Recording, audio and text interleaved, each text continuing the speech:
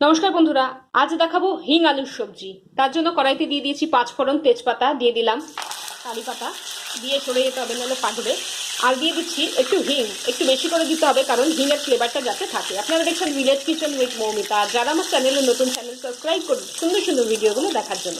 আর আলু সবজি, আলু সেটা কী করে হবে বলুন, সেই জন্য আলু ছুলে রেখেছি। এবার এইটা কাটবো না, এইটা দেখাবো একটা সুন্দর পদ্ধতিতে। আর এদিকে করে রেখেছি মশলা, যার মধ্যে আমি দিয়েছি টমেটো, একটু আদা আর লাল লঙ্কা। তেল গরম হয়ে গেছে, এবার এর মধ্যে আমি মশলাটা পুরো দিয়ে দিচ্ছি, দিয়ে একটু ভেজে নিচ্ছি। মশলাটা কষছে, এর মধ্যেই দিয়ে দিচ্ছি হলুদ গুঁড়ো, স্বাদ মতন নুন আর একটু ধনে গুঁড়ো দিয়ে মশলাটাকে আর একটু কষিয়ে নিচ্ছি। মশলাটা কষে এসছে, এবার আমি এর মধ্যে জল দিয়ে একটু ফুটিয়ে নিচ্ছি, তারপর দেবো আলু। জল দিয়ে দিয়েছি, এবার দেখুন আলুগুলোকে কিন্তু আমি এভাবে ভেঙে ভেঙে দেবো যাতে গ্রেভিটা খুব সুন্দর গাঢ়। হিংওয়ালা আলু